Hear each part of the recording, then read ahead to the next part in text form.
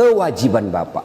Biar bapak hitam jidat selegara sholat, Senin Kamis puasa, tahajud tiap hari, tadarus tiap maghrib, tapi istri tidak pakai jilbab, istri tidak sholat, istri tidak puasa Ramadan, maka bapak dulu yang masuk neraka. Ku ampusakum wa akhlikum nar.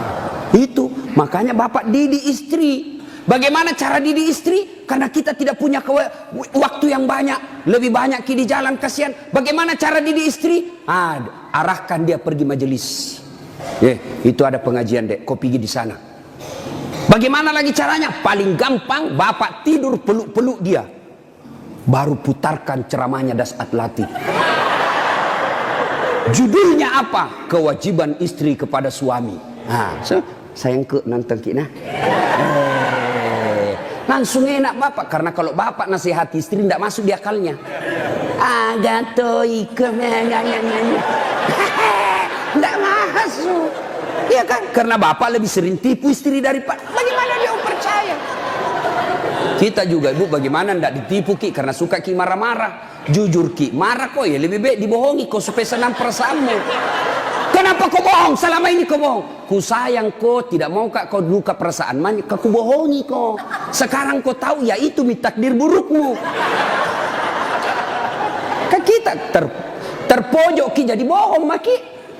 Sama saya ada temanku SD, masih selalu kena telepon sampai sekarang. Cinta-cinta monyet dulu di kampung. Setelah saya lihat banyak viral, tambah populer kila dase.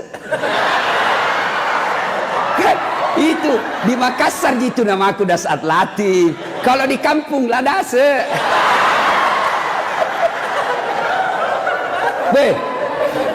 Dia selalu lah telepon saya. Nggak enak kan? Nah tahu istriku, bagi perasaannya istri saya hormati sekali istri saya. Saya terima. Nggak enak. Saya blokir. Nah bilang kak nanti sombong. Terpaksa ku tulis di situ HP-ku namanya penjual batu bata. Jangan kau shooting ibu, nanti sampai sama istriku. Bunyi itu telepon.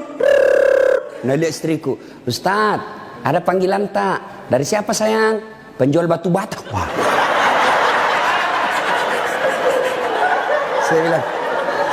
Dia bilang, saya angkat. Oh jangan kau angkat, tagihan. Nggak cukup uangku itu.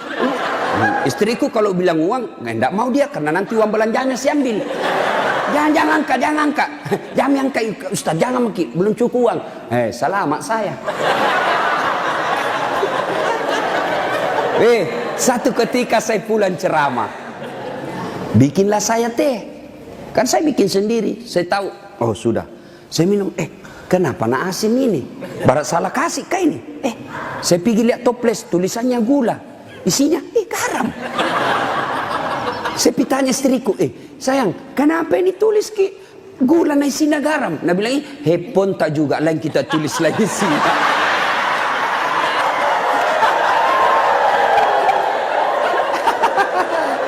Ibu, sudah tahu rumusnya toh? Pak, jaga istri kalian, jaga. Gimana caranya? Ajari terus, nasihati terus. Tapi bapak tidak mungkin bisa didengar istri kalau bapak saja kelakuannya tidak baik. Tidak mungkin. Maka untuk menjadi baik kepada istri, bapak dulu yang harus bagus. Bapak dulu yang kasih contoh sholat 5 waktu. Kalau perlu bangun subuh-subuh sama-sama. Sayangku, yuk peluk dengan baik, cium pipi. Nah bilang apa, dia mau dicium stas ngoro mak bau tong bebenya Ustaz.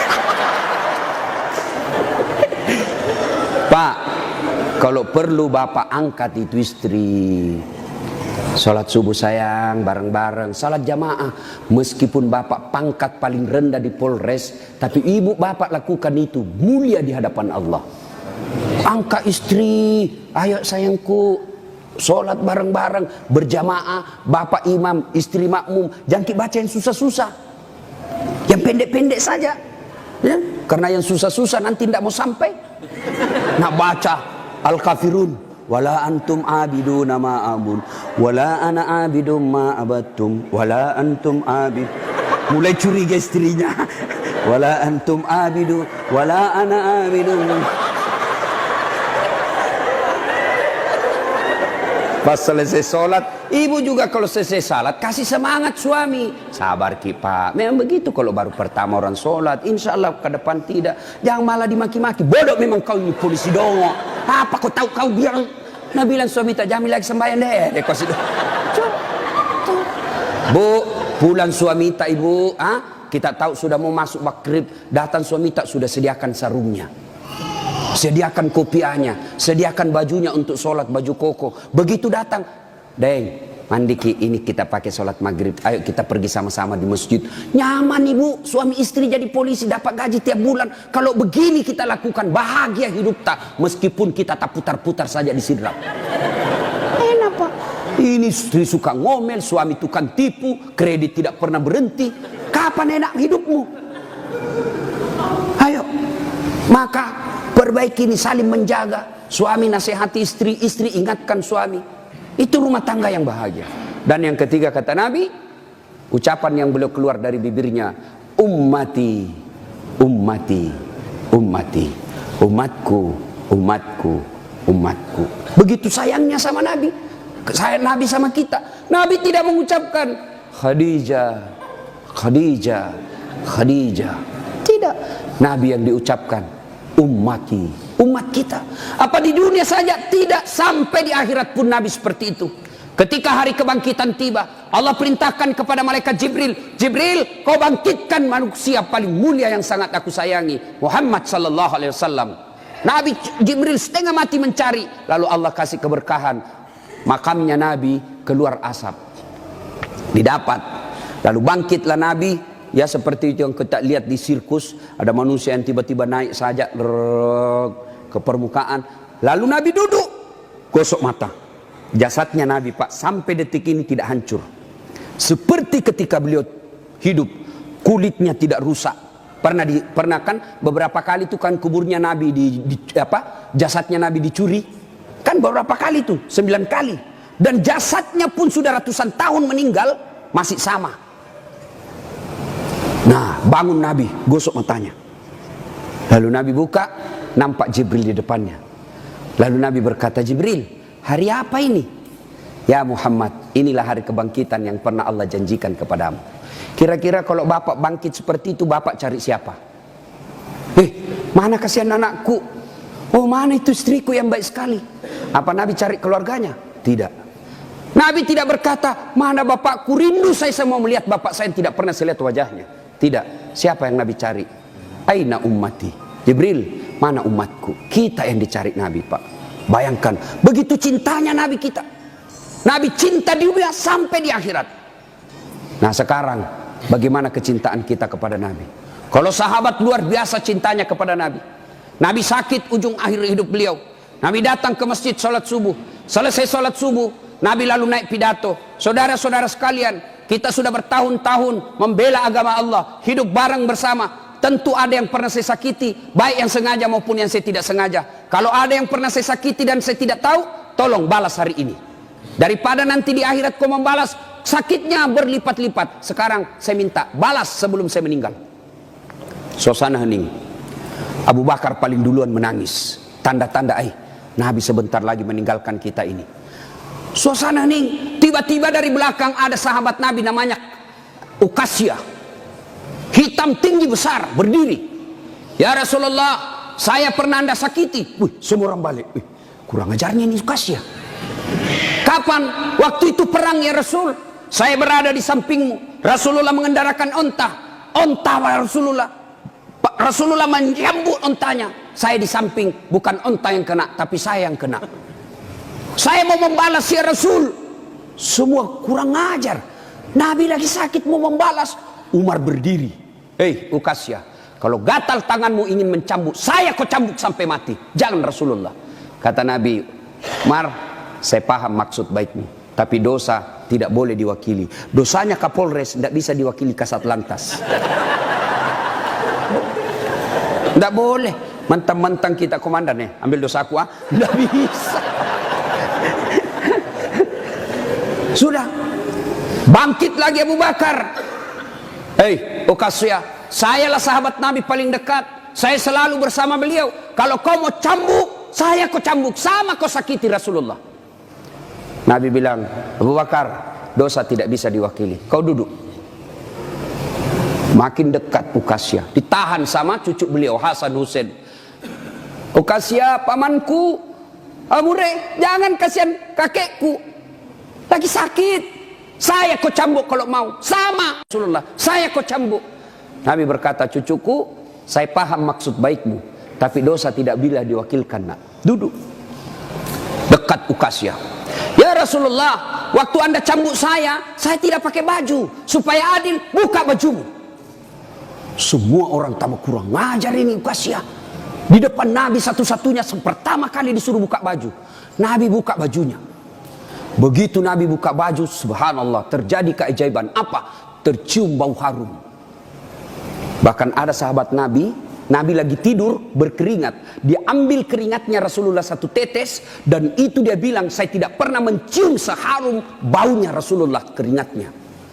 Coba, ada kira-kira di sini keringatnya harum? Hah, ada. Kira-kira kalau saya buka baju di sini, bukan bau harum, bau sakulu. Itulah Rasulullah. Lalu apa kata Rasulullah? Ya, baik, saya buka.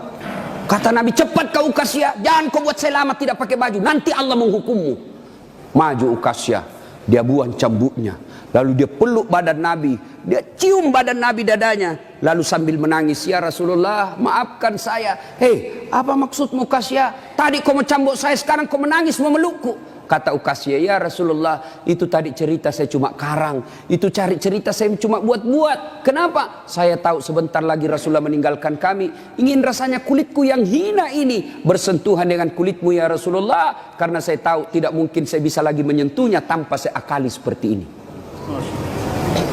Ya Rasulullah, mau sekali nih kulitku yang hina menyentuh kulitmu yang mulia. Pun kalau saya nanti masuk surga belum tentu sama kita punya kelas. Saya ingin menyentuhmu ya Rasulullah. Saya ingin merapatkan badanku dengan kulitmu yang mulia ini ya Rasulullah.